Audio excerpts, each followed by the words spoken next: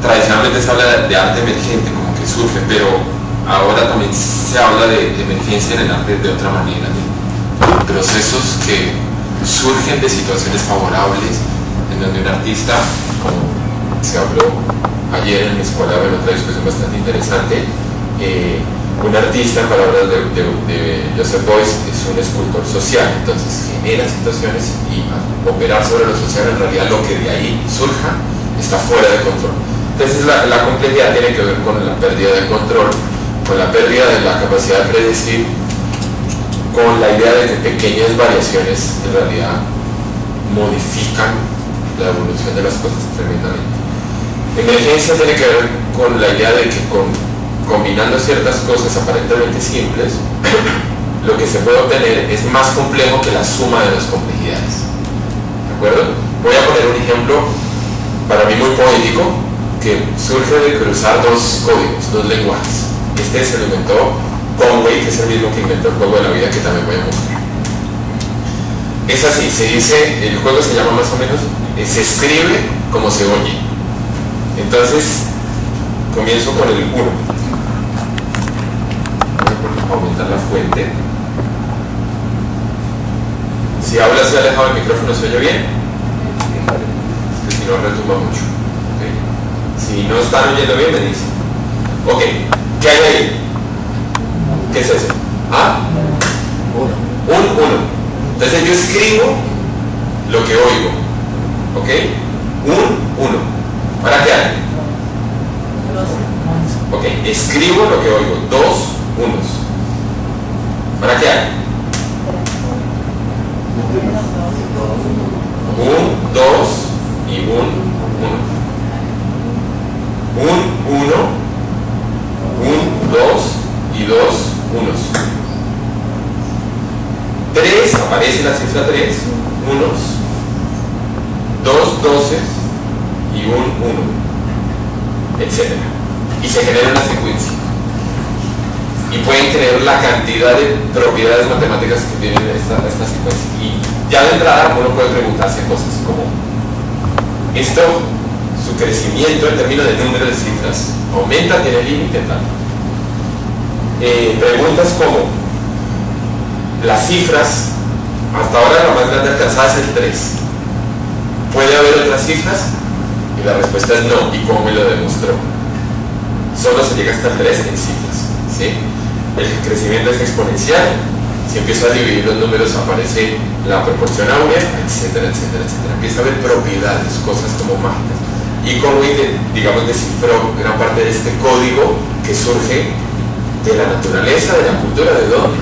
Si es un juego de combinación de lenguajes, uno estrictamente matemático y otro que es las lenguas romances y el inglés. Probablemente con otras lenguas el juego sea distinta. Con el inglés y por lo menos las lenguas romances que lo he probado resulta igual. Entonces este es un ejemplo de emergencia. Pequeñas reglas, sencillitas, me hacen que surja algo que yo no sé realmente de dónde surgió. Surgió de mí, de mis reglas, pero la secuencia yo no la podía prever. Imagínense, prevé el paso n. ¿Existirá alguna fórmula matemática que me dé el paso n? ¿O tengo que pasar paso a paso? Y ahí está el problema de la complejidad. A veces las cosas hay que calcularlas paso a paso, porque 2 pasos más allá la complejidad no me permite entender. Un pequeño ejemplo de lo que es emergencia. Otro ejemplo clásico es el del tráfico, lo voy a contar rapidísimo. En un atasco, en un trancón, cuando se relaja el trancón, empiezan a andar los carros, pero si uno toma el video desde lejos, ve cómo el trancón en sí mismo se mantiene en una parte, aquí andan, pero van llegando otros que se van atascando, y el propio trancón es una especie de patrón que se mueve en la dirección contraria.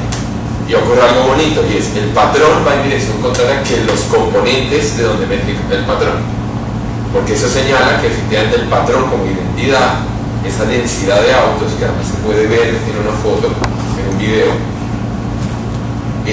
a pesar de necesitar carros que anden en una dirección, es capaz de andar en la dirección opuesta. Entonces la idea del patrón se vuelve tremendamente importante. Lo vamos a ver en el juego de la vida, esta vez para los que ya estuvieron viendo un poco en presentación presentación al respecto y reflexiones, pues voy a hacerlo más rápido.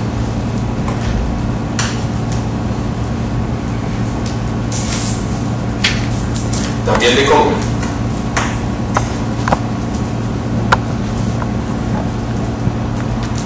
También de reglas simples.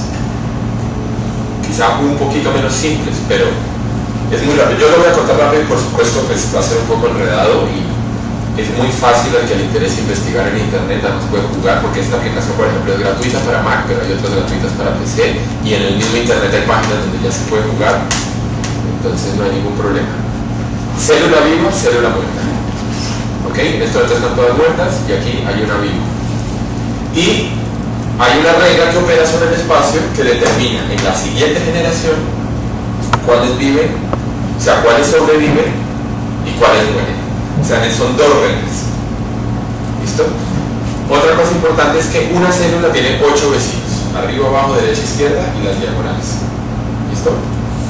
Entonces, y lo otro importante es que si vive o muere, o si hay un nacimiento en una casilla donde no había nada, o sea, estaba muerta, todo depende de cuántas vivas hay alrededor. ¿Ok? En eso es lo que nos vamos a fijar. Y en concreto, la regla de supervivencia es así. Una célula se mantiene viva si primero está viva, obviamente, y segundo, en esta generación, o sea, estará viva la siguiente generación si en esta generación tienen 2 o 3 vecinas vivas. Recuerden, vecinas puede ser en diagonal o arriba o abajo, pero tiene que ser 2 o 3. Menos muere por aislamiento, más muere por superpoblación. Eso es sobrevivir. Ahora, ¿cómo se nace? Se necesitan tener 3 vecinas vivas. Entonces, una muerta donde no hay nada, pero hay 3 vivas vecinas en la próxima generación, nacimiento. Entonces, un ejemplo, hagámoslo con 4 puntitos, 4 vivas en serie. ¿Qué le va a pasar a esta que señala el lápiz?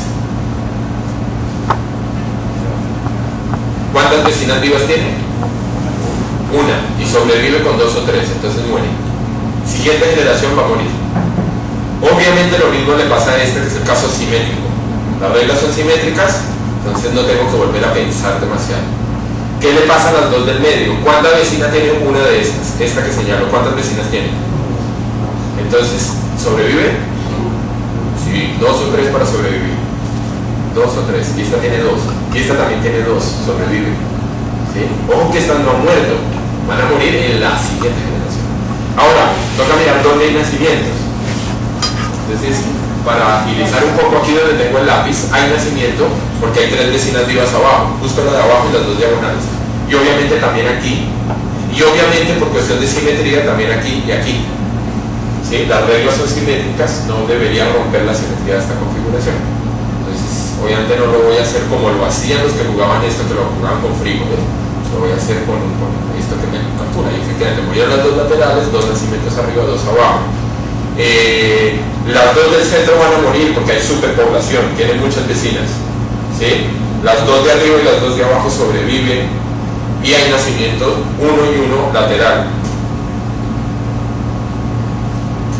Y encontramos una situación extraña. Llegamos a lo que ellos jugaban a llamar naturaleza muerta y que en términos de complejidad se llama punto fijo, cuando el proceso toma una configuración y devuelve la misma. Y lo que vimos fue una historia de las configuraciones que fue atraída por su cuenca, digamos, caía en un punto fijo. Es un atractor, ese punto fijo. Esto ya no se mueve. ¿Por qué? Porque todas aquí tienen 2 vecinas vivas. Y además no hay ningún lugar donde haya 3 vivas de vecinas y esté muerta.